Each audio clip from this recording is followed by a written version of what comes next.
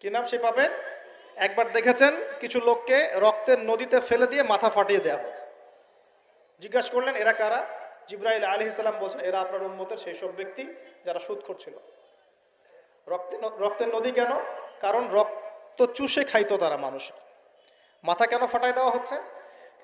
কারণ এই মাথা দিয়ে বলেছিল ইন্নামাল বাইউ মিসলুর রিবা, ব্যবসা সুদ একই জিনিস।